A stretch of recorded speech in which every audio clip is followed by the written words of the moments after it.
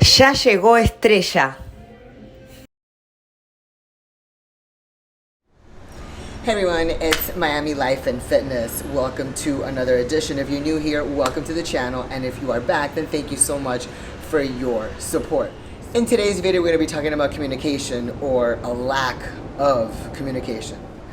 As always, if you don't know where to get your hormones done, they go to Private MD Labs. They have a lot of different tests, a lot of different panels to choose from. They make it super, super easy, very informative, and very easy website to maneuver through. Get whatever you want, panel test, put it in the cart, use my code MIAMI for a 15% off. Get your script and walk in and get your labs done. You get the result in a few days, and it's easy as that. Alright, so if you're going to like this video and this topic and you're going to find value about communication and why it really is so important, it doesn't matter what type of relationship you're in, then hit the like button now and subscribe and stay tuned for more of my videos. So in today's video, we're going to talk about communication. And this is very important because this is not only going on with some of the clients that I have, but it also filters into other relationships, whether it's a friendship or whether it's a romantic or personal relationship, and why communication is so important and why I'm a huge advocate and a huge believer in communication. Not everything is always happy, not everything is always hunky-dory, not everything is always peachy. there's gonna come times where sometimes you may hear something you don't want to hear, or you want to be able to communicate something to somebody else that they may not want to hear, but you know what, you have to get it out in the open. So why is communication so important? Because it allows you to share your feelings. It allows you to share your feelings, your emotions, your interests, and your likes and your opinions with others, so that they know what they're getting or expecting from you, and vice versa. The reason why it's so crucial is because when you are sharing the valuable information, whether it's your feelings or your interests or your opinions, you create a bond. You become more vulnerable and you create a closer bond, and therefore you create more trust with that person. In my particular subject, which I'm going to mention right now, it's with clients, let's say. So there are some clients that communicate with me great, and there's other clients that fall off the map, and then there's other ones that communicate with me maybe once a month. And I think that really stems from fear, from a place of fear, from a place of discouragement. They don't want us to feel, they don't want us, or they don't want me in this situation to feel bad, or they don't want to be put in a place where they feel that they've let me down, or they feel that I'm going to get upset at them, and so forth. This is where it comes from, that place of fear of being rejected or neglected, or basically someone getting upset at them and thinking that they didn't do it. But the thing is, look, no one's perfect. We're all going to make mistakes, and we are all going to veer off at one time or another. We just need to regroup. When you communicate with someone and you admit what you did and you've fallen off track, and now you can actually admit and communicate with somebody, it forms a bond of respect. You create that respect, you create that avenue and that field of respect, because you are now communicating with the person, whether it's good or bad.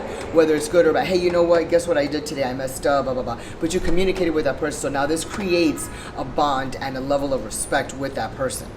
And the reason why this video is so important for me today is not only is it going on with clients, but it's also going on with me on a personal level.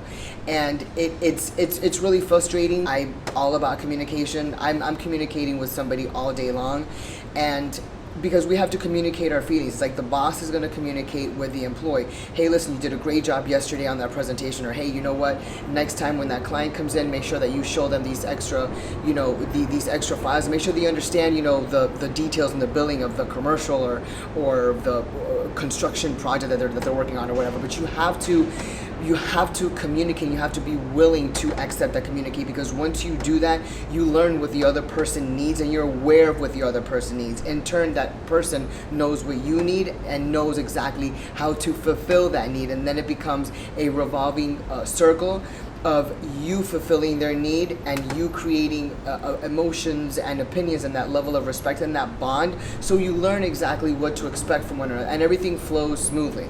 That is what it's all about. So even if it's a client, for instance, you can communicate with me every 7 to 14 days. Why does 30 days go by and that person doesn't communicate with me, and all of a sudden they fall off the face of the earth?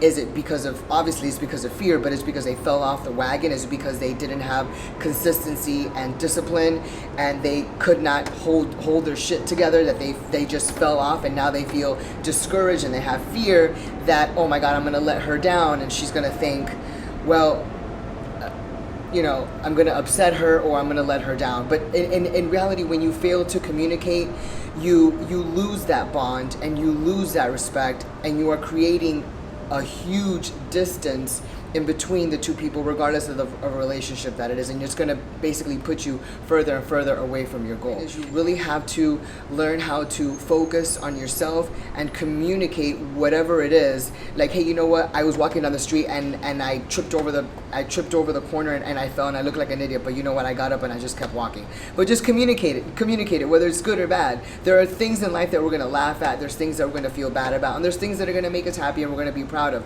But we need to embrace every part of life. Not everything is going to be perfect all the time, and not everything is going to be beautiful all the time, but not everything is going to be negative either, or a letdown. But we have to embrace that. We have to embrace that not everything in life is perfect. There are going to be some downfalls, and there are going to be some low times. We're going to hit our lows, but you have to be able to communicate that and say, hey, you know what? I feel bad today because of this, or you know what? I feel great because I accomplished this. And that's really the end of the video, but it's something that I wanted to get out there. And if you are one of my clients and you've fallen off the wagon, it's okay. I'm not going to be upset. We're just going to regroup, talk about what happened, why it happened, and keep going. It's crucial and it's imperative that you communicate. And it all comes from a place of fear, and we have to learn to overcome our fears, whatever they may be. So hope you enjoyed this video. If you found it of value, if you learned something, please hit the like button, subscribe, comment below, and share with all of your friends and all the people that you know. I would appreciate it. Help me get to 1,000 subscribers so that we can begin the Q&A, so I can answer questions for you. Comment below. Again, like, share, subscribe. Everyone, I hope you're having a great week. Watch one of these 2 videos, and don't forget to comment.